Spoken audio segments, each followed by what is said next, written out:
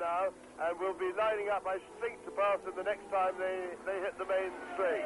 He didn't look quite close enough as he went past our position just then. Meanwhile, Prost, of course, is now a big threat, and I would think he's catching Pironi fast enough to catch Pironi before the end of the race if he can keep going at the current speed. And there is the old master, although he's not so old in fact, 32-year-old Niki Lauda in his comeback drive, and what a superb drive it is. The Marlborough is going well, Niki is in terrific form, he's coming up through the field, and he could well, if he goes on as he is now, finish in the points in his comeback World Championship drive. Well, Alan Prost is now pretty close behind the battle for second place, and catching him very fast indeed. So Reutemann, although he's doing a magnificent job fending off the Ferrari of Didier Pironi, looks pretty powerless to do anything about the progress of Alan Prost, who's absolutely flying now. And they both passed Reutemann. As they go past our commentary position, Reutemann is now fourth. Pironi is up into second place, and Prost has followed him through into third. And Alan Prost has just outbraked Didier Pironi up into second place. Terrific drive by Alan Prost. You are looking at Alain Prost with something flapping on the fairing on the back rear of the car. You can see a bit of the actual streamlining has broken loose and will be affecting the handling of the car. Yes, Mo, that was done when the tyre burst. It was flapping, the threaded tyre, and it damaged the bodywork a bit. And I think that's been like that ever since. A change of position as we look at the screen there, because the man who has come back to racing, Niki Lauda, after being out in 1980, out in 1981, has caught and passed his teammate. And there, number 8, is the brilliant Austrian Niki Lauda, who is now, therefore, up into 6th position. And Prost is leading. We haven't seen it on the screen, but we've had a message, and Pironi comes into the pit.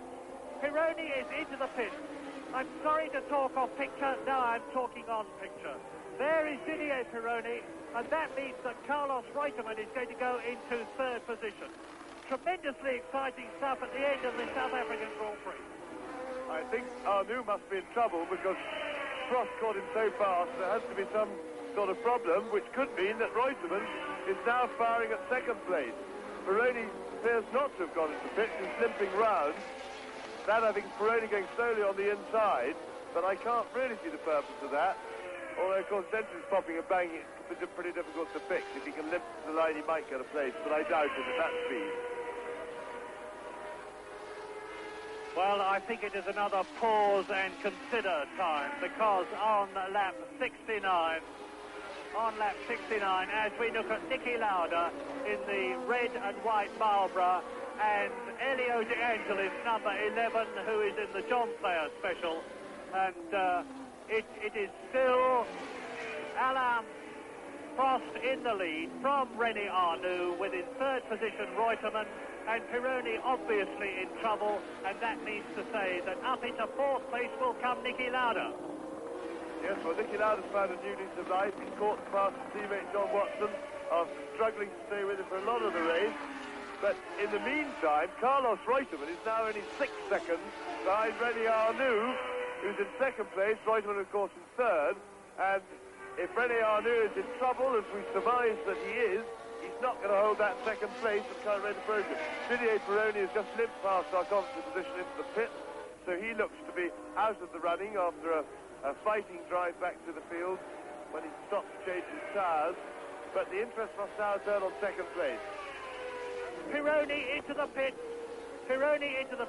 and on lap 73, it is Prost still, Arnoux still in 2nd place, Reutemann is still 3rd, Lauda is 4th, in 5th position it is Keke Rosberg, and in 6th position, and I'm just going to take the gap once more as the leader comes up into the top straight, and over the line any moment now will go Alain Prost. There he is, and he's into Crowthorne.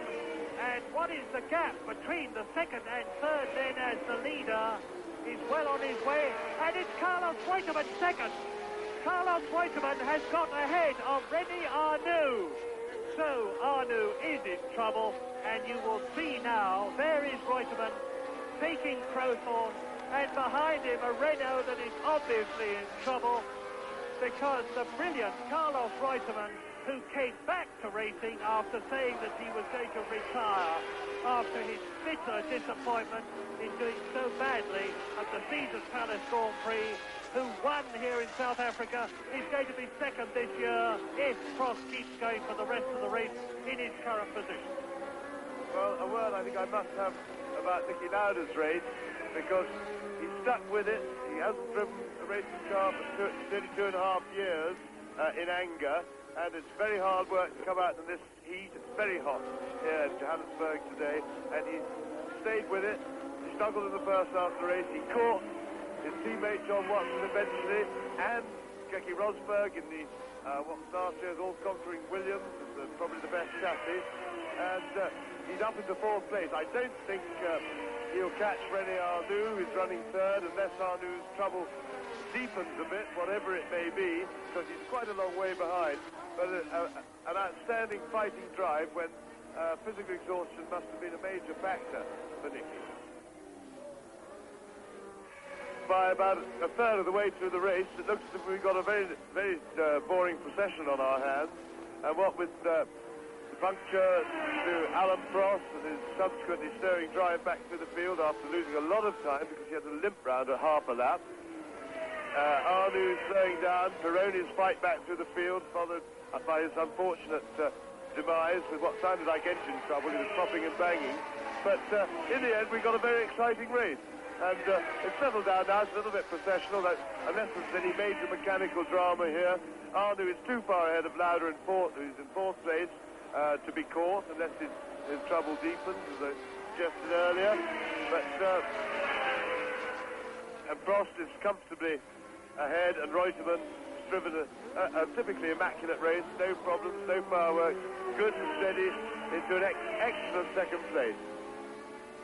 And Alain Prost comes out of Ford corner, up to the S's. He is now on his last lap. That fourth Grand Prix win is almost in his grasp as he comes out of Westbank. He really could coast home now and win, but he's coasting not at all. Alain Prost approaches the finishing line on his last lap at some 200 miles an hour and completes it to win the South African Grand Prix, the second Renault victory in 3 years, and last year they weren't here. And now we wait for Carlos Reutemann, and there he goes. Carlos Reutemann has finished second. René Arnoux will be third, so it will be first and third for the two Renaults. And a famous victory for the French team. There goes René Arnoux over the line. And not so far behind him in fourth position, Niki Lauda. Niki Lauda on his comeback drive had finished in fourth position. A terrific effort, because being out of Grand Prix racing for 2 years and having to adapt to these cars takes a lot of doing. Keke Rosberg takes fifth position, and John Watson is sixth, and that is the completion of the points orders.